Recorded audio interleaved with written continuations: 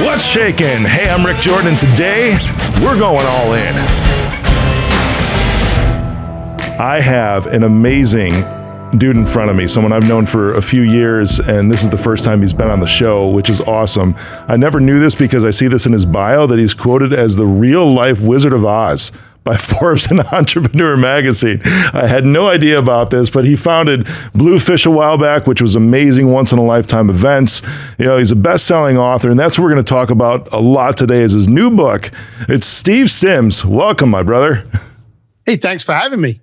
My man, I'm so pumped because we met years ago and then we reconnected, right, after not talking for like a year or two. And you released a book that was so recent that I'm so pumped about. Tell me about it.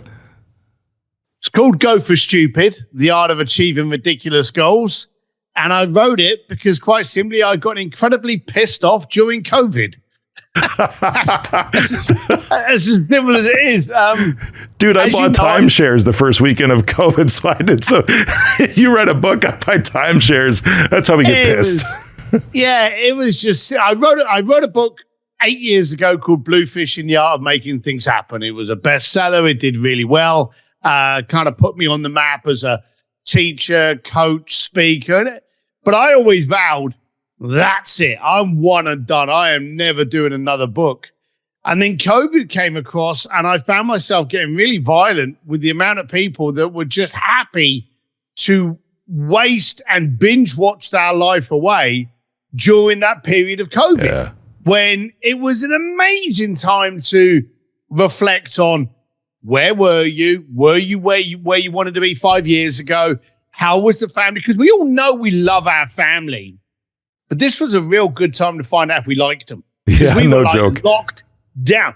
And it was great. And so I started writing blogs, writing articles, and trying to, I don't know if this is the right way, but trying to attack people into changing, and calling people out.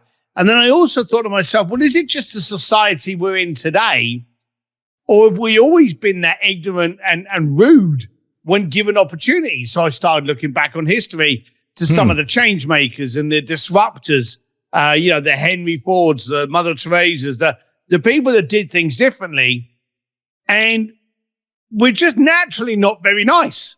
We love to throw shade and hate at people that we don't understand and don't agree with.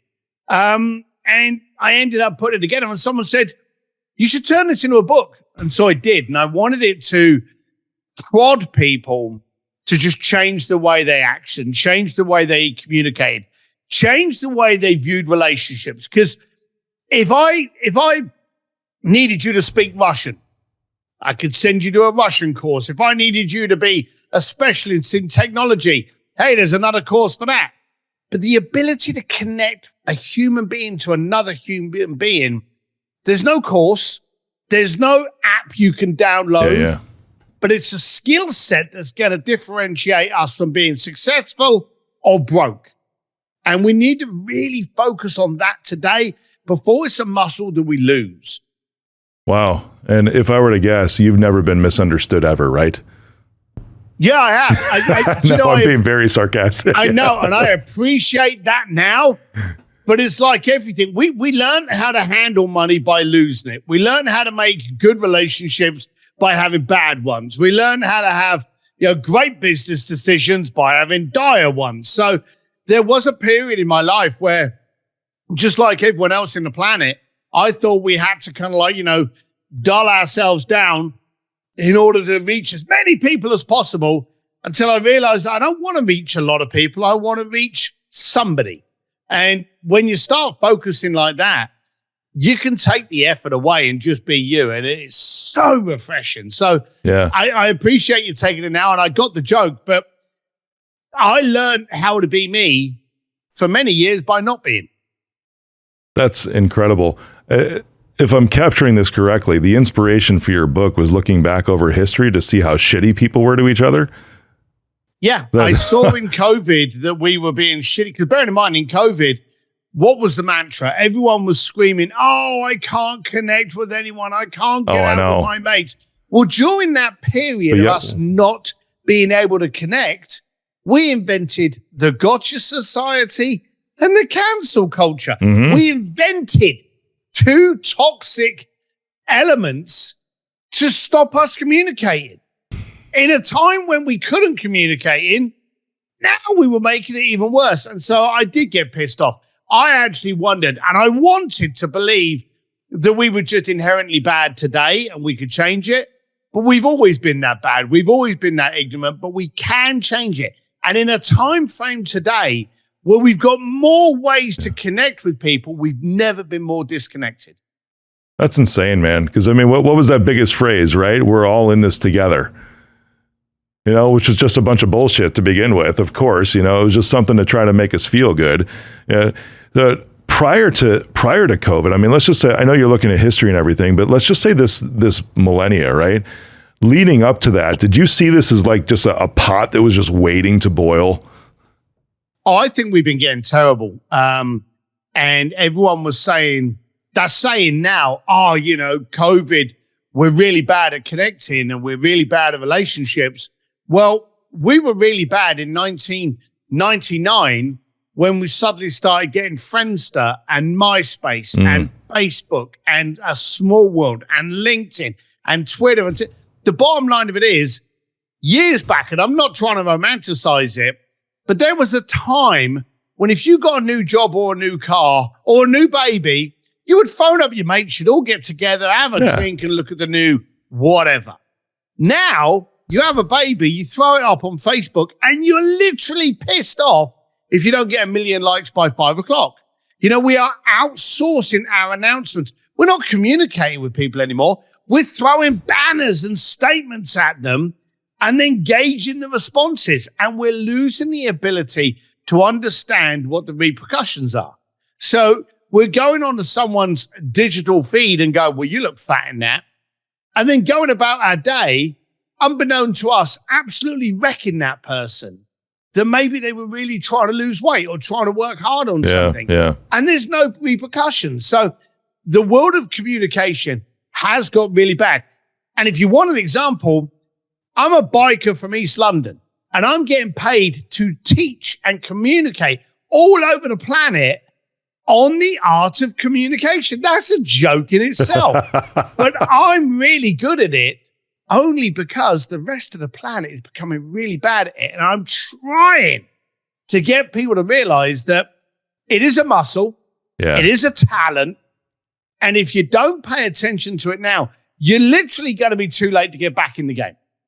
Do you talk about that in your book, that it's a muscle, it's a talent to communicate well? I do. Yeah, absolutely. And the book's going to piss you off because it's so simple. It's so basic. It shows examples from Elon Musk, Elton John, the Vatican. It shows examples that you can get behind of where you can actually start being willing to stand up in order to stand out. You want to live your own life. You want to set your own ridiculous, laughable goals. Yeah. And then we're going to show you how to achieve them. This is your life. It's not a dress rehearsal, and don't gauge your standards on somebody else.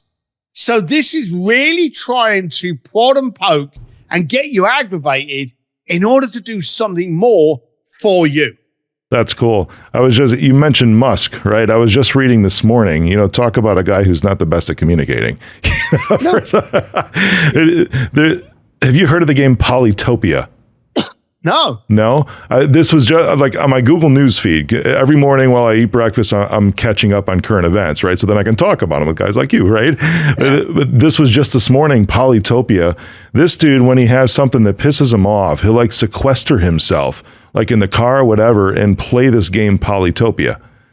And apparently it's this huge strategy game, but he goes into like this totally introverted mode when he gets pissed off and decides not to communicate about the issues, but dives into this game, which apparently taught him everything he knows about business and strategy too.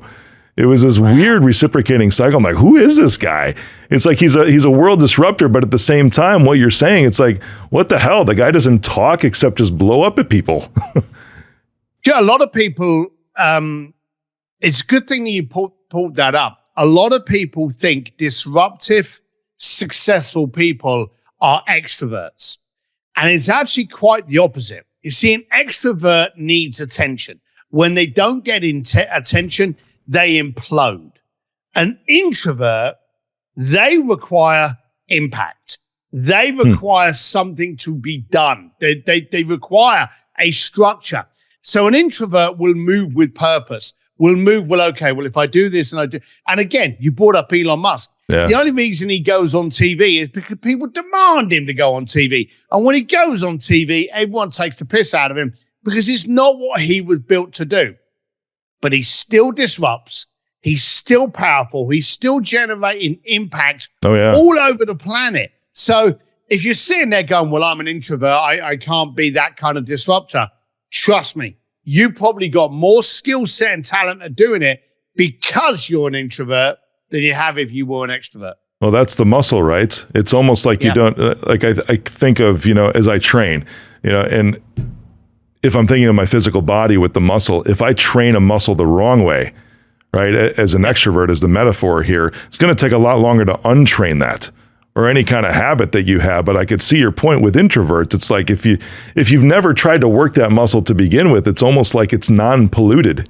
You can just start from the right way the first time. And that's beautiful. That is beautiful. Man, that's incredible. I'll end it with the game on this, but it cracked me up because I'm like, this guy just goes into like a hole, right, and plays this game to try to learn how to conquer the world. And it's like it's available on Apple, on Android, on Windows, on Mac, and then I'm like, and Tesla. You can literally play this game in your freaking Tesla. It's the only car that it's in. But anyways, man, your book, I mean, so you're sitting around here, you're getting pissed off, right? And you decide to write this thing. You do all this history research. Where has this gotten you today? Because I mean, we've known each other again for years, and I know how much you love social media. But you're you're on it. You're on it because it's how the world talks right now, right? Yeah, it is. It is. You're absolutely correct. You don't have to agree with something to use it, and there's always the old saying that if you're not using it, it's using you. Yeah. We've got a platform out there in order to be able to allow people to make a decision. See, I think the world's turned into an entire culture of voyeurs. We like to watch people now. What are they about? What are they saying? Do I agree with them? So in the world of social, it's your job to put out statements that mean something to you, to actually put out pictures, videos. However it is, I want to give you an unmistakable gauge to go, hey, this is me. This is what I do. I speak on stages. I coach. I have my own community, Sims Distillery. I write books. I drink scotch. If I drink a lot of scotch, if this works for you, hey, come play in my sandpit. But if it doesn't, at least you know. You see, the danger today is people get on social and they create a persona. They create a fake personality that you look at and you go, do you know, I like that person. And then you get into that sandpit and you're like, hang on a minute. I feel as though I've just been conned. This isn't you, If someone's turning up and they got bad hair, they don't wear flashy clothing, they can't speak straight, whatever. If it's them, then you can accept it. You can make an educated decision if that's the person I want to deal with. I also have bad hair days. I also can't spell very well. These are relatable items. So with me, I try to utilize social to just go, hey, this is the line in the sand. This is what I talk about. I act like this is what relates to me. If it works for you, great. If not, move along. And I try to do that with a book, and I try to do that in every element of my life. I want to be, and this is an old statement, the difference between being easy to understand and impossible to misunderstand. Oh, powerful, and I man. want to be the latter of that. For sure. That's brilliant. Wow, that is beautiful. This muscle to build. I mean, talking about social, how can you build that muscle on social media? Because I see it, brother. I mean, I do. I mean, it's like the cars that people don't own, right? That they're taking pictures by. It's the trips that they're going on, right? It's like a work trip or whatever because they were paid there to go to a conference. And all of a sudden they take one photo by the beach and it's like, oh, this is my life. It's like when they go back home to their flat and it's just, a studio apartment or whatever, or working a data entry job or something. But it's such a filter that's on there. But how can we encourage people to build that muscle? Well, there's a couple of things that are happening, which I'm quite pleased about. Bring it. COVID also annoyed the shit out of everyone. And it aggravated us because at the time, we were getting conspiracies from countries, from politics, from medical. Should we take this injection or should we not? We became very skeptical and cynical, which is our defense mechanism. And like you've just said it, pre-COVID, people were selling courses because they'd rented a Lamborghini for the day and they were all circulating, taking the pictures on this car, going, hey, if you want this kind of lifestyle, buy my $12.99 course. Yep.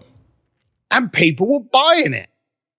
But now we are a lot more cynical. I always say to people, ask questions and base the source. You see, you don't want someone that's just won the lottery for $3 million selling a course on how to become financially independent.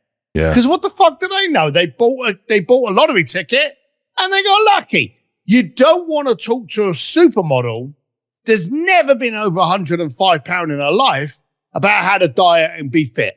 Yeah. You really got to look at the source. I want to learn about being wealthy from a guy that's been bankrupt. I want to learn about diets from someone that was 350 pounds and worked it all off. You've got to look at the source. Where is this information coming from? Where is it valid? And we've gone through the quick fix. We've gone through the just add water and poof, there's an instant millionaire. Stuff isn't quick. It takes time. Developing a brand, developing credibility, developing your voice, your tonality, your style, your substance. It takes time. Now, building a good reputation like that will take time. Losing it will take seconds. And that's also the world we're in. We're quick to judge and slow to listen. So we've got to make sure that everything we do today is very, very well defined. And here's the funny thing. I say stuff that's inappropriate. People don't like the fact that I drink old fashions or ride motorcycles or just wear a black t-shirt. That's fine. But it takes no effort for me to be me. So the first rule of thumb with your digital presence, I say digital, websites, socials, Facebooks, anything. The first question is, how much effort is it to be you on those digital platforms? And if the answer is anything, then you're doing it wrong. You should be able to, and you say about your flat, about your one bed set. Just because you're in a bed set doesn't mean you're unsuccessful. It means you're working on other priorities. When you want to, I took a picture because we've all seen people on jets that haven't even left the runway, haven't even started, and they're taking pictures. I'm on my private jet. In Burbank, you can rent those bloody jets just to take photographs on, and they won't go anywhere. Yep. I took a picture of me. I had I forget where I was flying back from. I think it was Vegas or something like that. And it was only a short flight that I was on. And I had to quickly get this ticket, and I had economy right to the back by the toilets. Okay, me and my son. So we took a picture of the rest of the plane, and I went, I'm on a private jet with 400 of my closest friends. And just took the piss out of it. And it did really well. You see, your life is your life. The scars you go through, the depressions, the darks, that's what can help other people. That's your substance. Don't deny it. That's brilliant, man. I was on a private just about a month ago, and a person on the team was like, make sure you get a photo. I'm like, I don't want to take a photo. Like, because this is something, it was like, I needed to do this in order to make another event in time. That was the only reason I took it, right? Because it's like, if I'm going to 11 o'clock the night before and the 9 o'clock when I have to be on stage the next day at an event that'll probably, it was to do an investor dinner, right? That I know is going to bring in like 300K of investor dollars. It's like the ROI makes sense, but it freaking killed me when commercial would have been like $300 if there was an actual flight. So it's like, I don't want to take a photo because it's like, if that's the thing, if there's a genuine need for it, let's go for it. But I think I even had an Aston Martin for 4 years that I owned, a 2019 van. I just got rid of it like a couple months ago. I think there might be one photo with me out there with that thing right now. And I actually owned it. It was my car, because it's like, that's for me. That's a thing that's for me. It's something that I enjoy. It's not something for everybody else that's out there. It's something that takes the stress off for me. I got this thing for me, not to show it out there to be like, oh, you can get one too. Because let's be real. Let's be real, Steve. And a lot of people aren't going to like this. I don't think that everyone has the capability of getting an Aston Martin or flying on private. Right? It's like telling somebody that has a horrible singing voice, oh, you're going to be on Broadway someday. I think one of the biggest travesties is that parents can tell your kids, oh, you can do anything. You know what I mean? It's not you can do anything. It's that you will do anything you want to if ... I think the word and the world of entrepreneurs has been romanticized. We've seen in the 80s and the 90s, leaving school, you wanted to be a rock star, or you wanted to be a football player, or a musician, or an actor, or something like that. Now you got kids going, hey, I want to be an entrepreneur.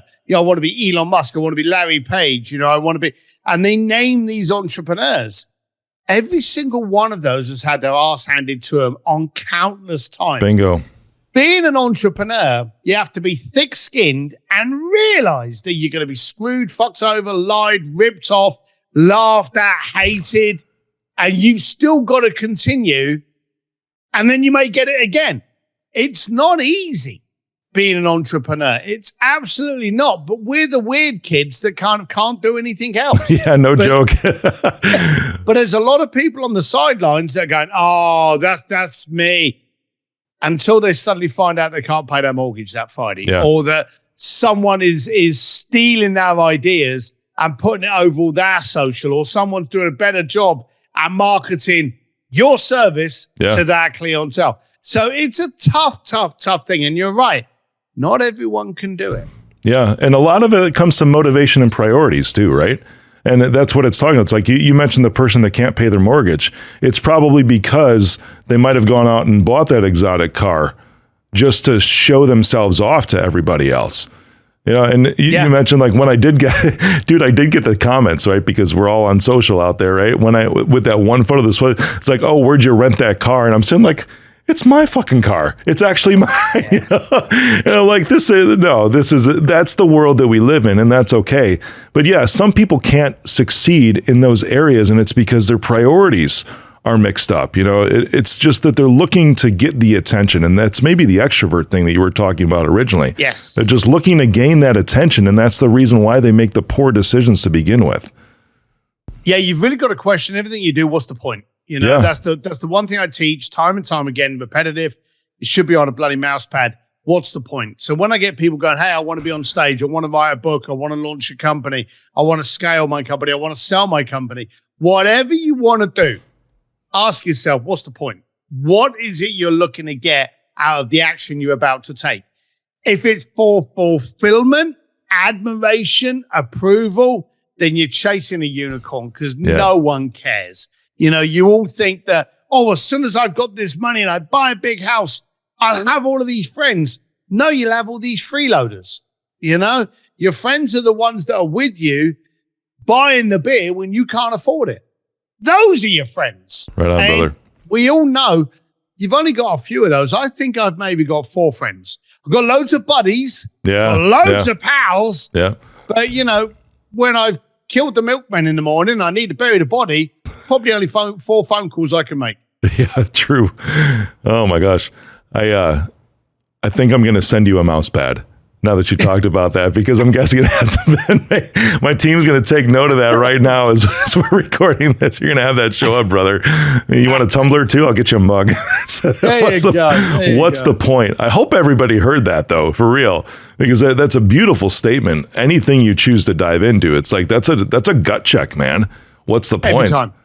I'm going to use that too. Yeah. Yeah. It saved me. I've lost money on projects where I've just been blinkered by the fact that there's either a big paycheck in it, or there's a celebrity attachment, or there's some knock on to something, rather than just going, well, okay, I'm going to do this. What's the point? See, another thing that I also do to extend on that, what's the point, is I focus on an ROE. Now, we all know in investing an ROI, return on investment. I look at the ROE. What's the return on effort and energy? How much energy am I going to put into this? And I may make $100,000 in 10 minutes, but I may be so wiped out, so negative with the planet because of what I had to do to make that 100. Maybe I can't deal with anyone for like 6 weeks. Yeah. So then I haven't made 100 grand in 10 minutes.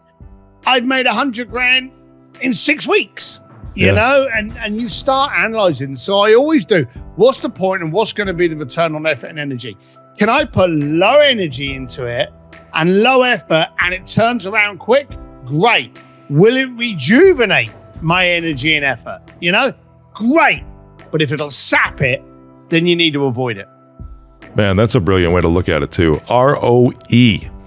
Yep. I love it, brother. Your book, where can we go buy that thing? Well, I'm going to be even nicer. I'm going to give it away. You see, goforstupid.com is where you can actually watch all chapters that I read. You see, the first book I did an audio book.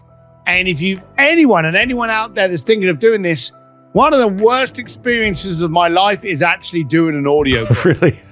You stand inside this thing that's the same size as like a toilet at a concert venue, and you read it off of an iPad. You've got no natural sunlight. You can't drink coffee because it has to be zero sound. It was painful. So this time when I was going to read the book, because I knew audio did really well, we sold a lot on audio for Bluefishing. I thought to myself, I don't want to be in a box. So a friend of mine had a studio.